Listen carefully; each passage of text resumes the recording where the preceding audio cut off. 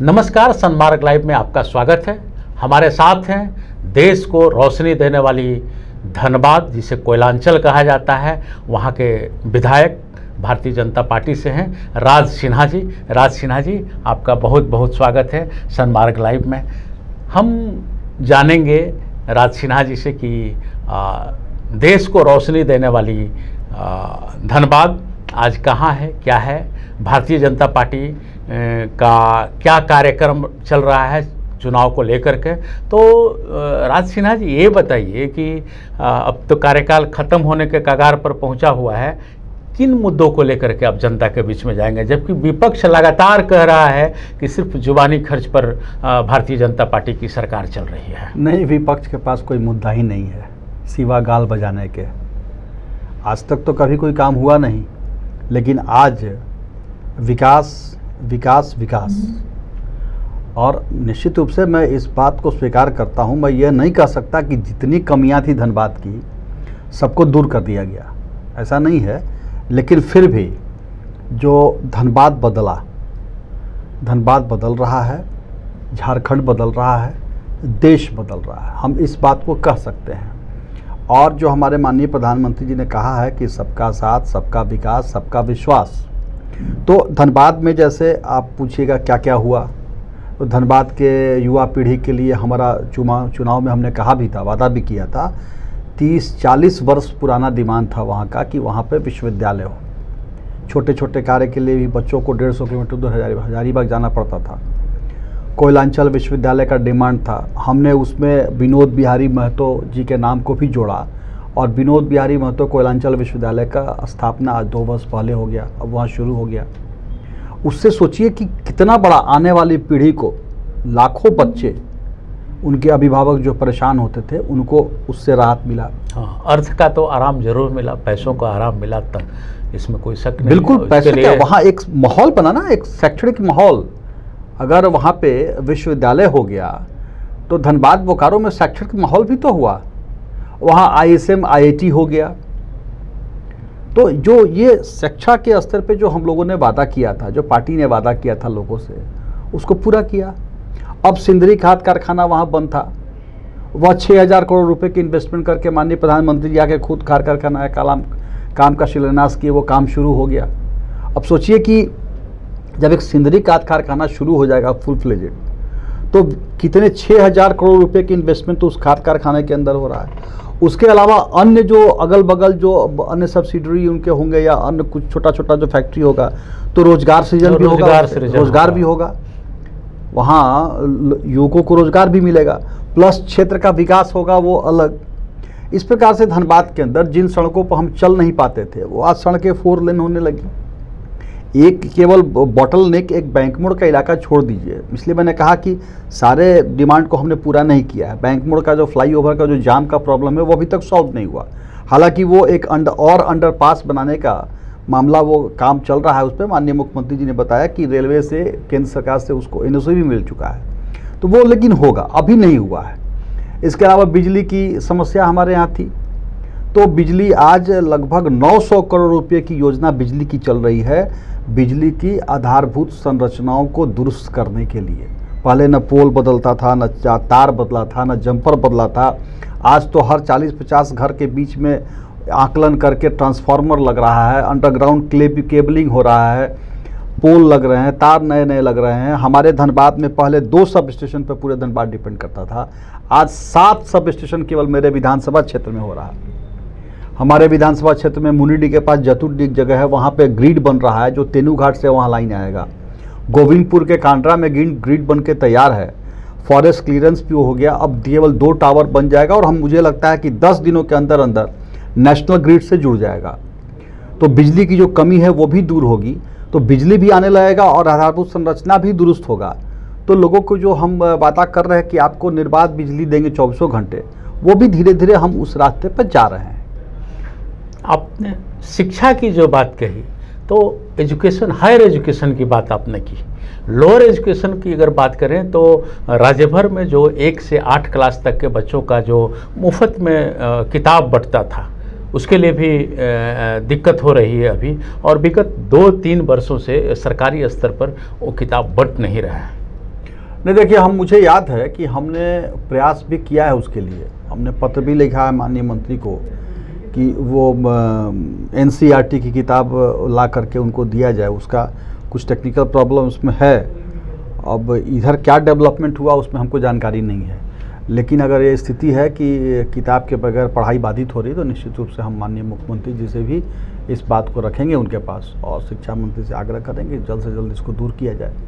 विपक्ष का एक और दावा है कि इन 5 वर्षों में एक ध्रुवीकरण ऐसा बना जो एक समुदाय को सताया गया, लगातार सताया गया, मॉब लिंचिंग जैसे मामले को एक्सटेंड किया गया। इसमें कहीं न कहीं से एक तरह से सरकार की शिथिलता रही, सरकार सुस्त रही और घटनाएं घटते गई। नहीं देखिए, विपक्ष का आरोप बिल्कुल निराधार है, बेबुनियाद है।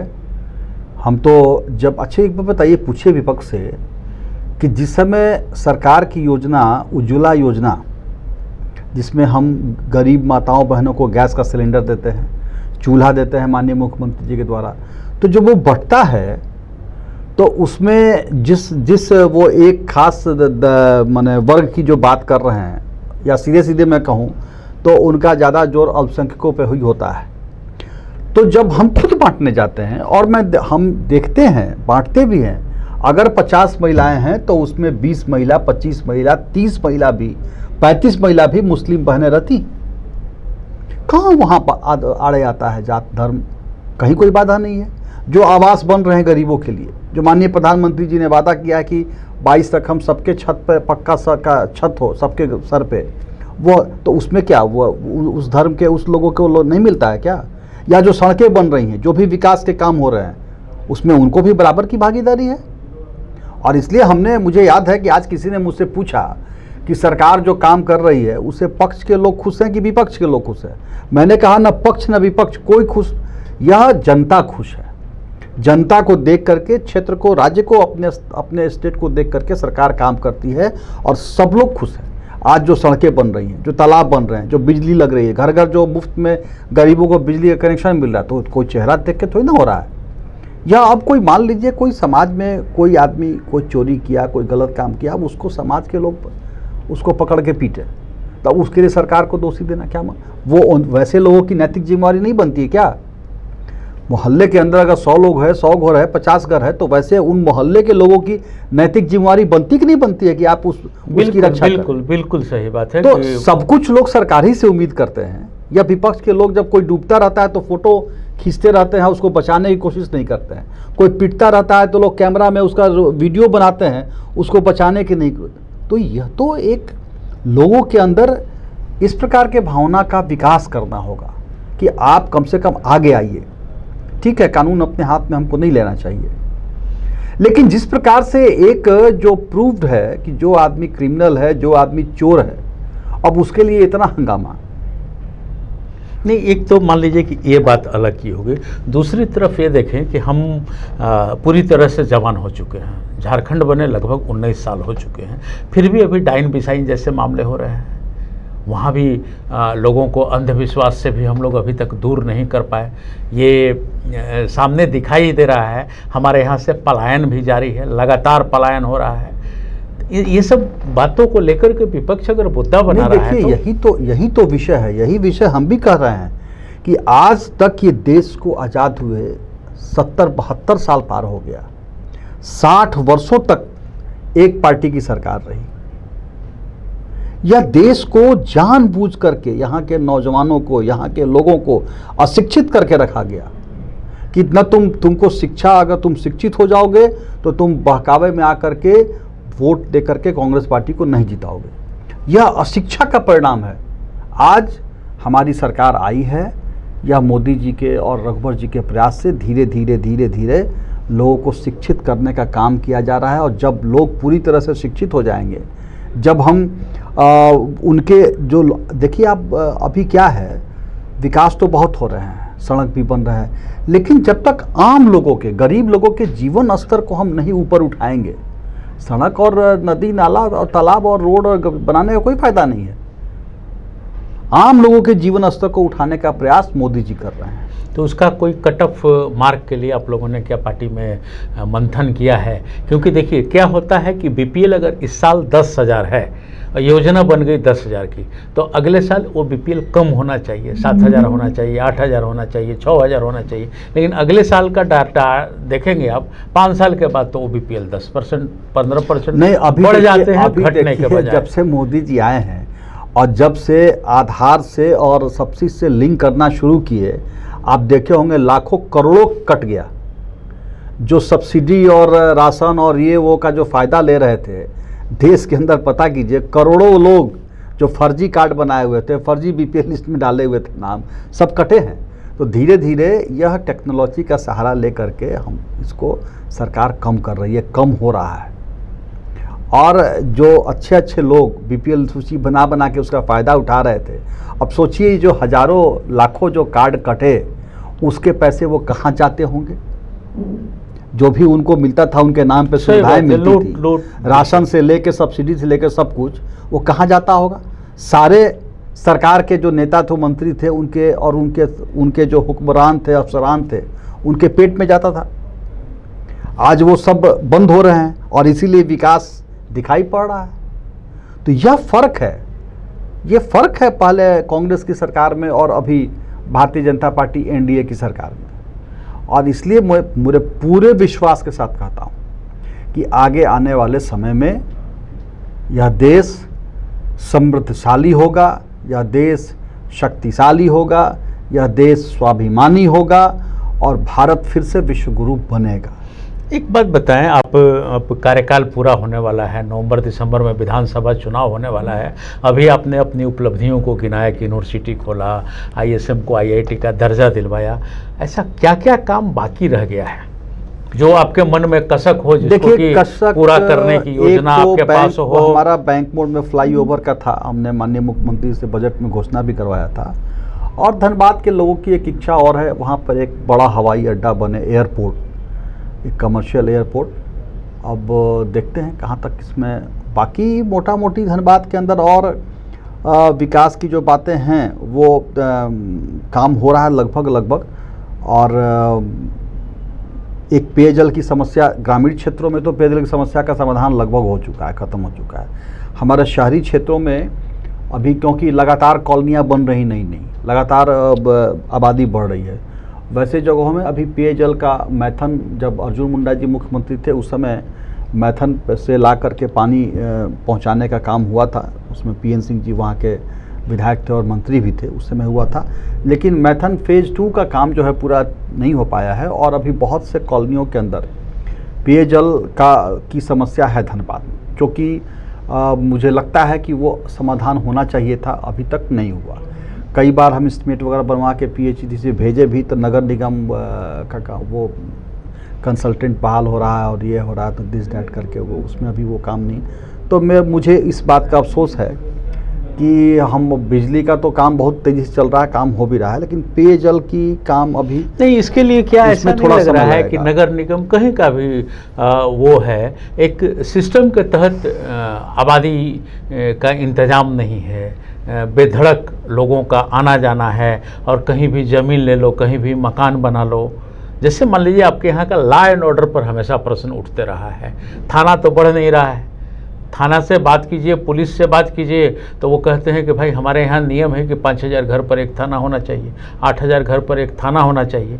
तो इस लॉ एंड ऑर्डर को नियंत्रण लाने के लिए क्या कुछ योजना बना रहे हैं क्या? नहीं, लॉ एंड ऑर्डर को नियंत्रित करने के लिए सरकार ने प्रयास किया। हम लोग भी माननीय मुख्यमंत्री से कब मांगते थे, तो फिर वहाँ एक ग्रामीण एसपी हुआ, एक शहरी एसपी हुआ, एक सीनियर एसपी हुए। तो इस प्रकार की व्यवस्थाएँ खड़ी की जा रही हैं।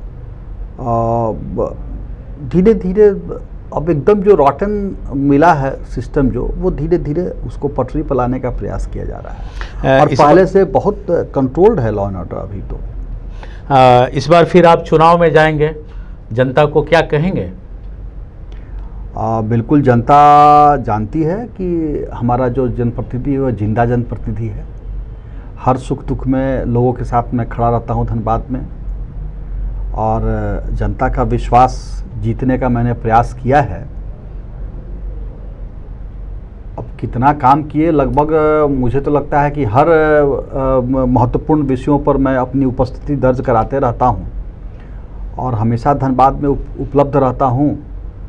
तो अब जनता इसका निर्णय लेकिन एक चीज़ सामने और आ रहा है, महागठबंधन इस बार फिर वो लोग आएंगे। अभी तो लोकसभा का तो महागठबंधन आया ना, देख ही लिए, सब महागठबंधन फेल। काम के आगे जनता ने काम को मुहर लगाया। कोई गठबंधन कुछ नहीं, सब लोग जानता है। जनता जानती थी कि ये लोग का गठबंधन इसीलिए है कि मोदी को हटाओ, मोदी हटाओ, बाकी कोई मुद्दा नहीं था इनके सामने। देश का कैसे विकास करना है, गरीबों का कैसे विकास करना है, कैसे आधारभूत संरचनाओं को विकसित करना है, कैसे मूलभूत सुविधाओं को उपलब्ध कराना है, इस पर इनके कोई चर्चा नहीं। कैसे भारत के सम्मान को आगे बढ़ाना है, गरीब का रक्षा करना है, महिला सशक्तिकरण की तरफ क्या काम है, कहीं कुछ नहीं इनका मुद्दा था। एकमात्र मुद्दा था मोदी को आने से रोको, और जनता का मुद्दा था मोदी को जाने से रोको। दोनों का मुद्दा रोकना ही था। महागठबंधन का मुद्दा था कि मोदी को आने से रोको, और जनता का मुद्दा था कि मोदी को जाने से रोको। जनता सर्वोपरि होती है, जनता ने थंपिंग मेजॉरिटी से मोदी को रोका। तो धनबाद विधायक राज सिन्हा जी का दावा है कि महागठबंधन के पास विकास का कोई ब्लूप्रिंट नहीं है, और विधानसभा चुनाव में भी जनता भारतीय जनता पार्टी को झारखंड में सरकार बनाने का मौका देगी। तो आज इतना ही। बहुत बहुत धन्यवाद आपको विधायक राज सिन्हा जी। फिर हम मिलते हैं। नमस्कार।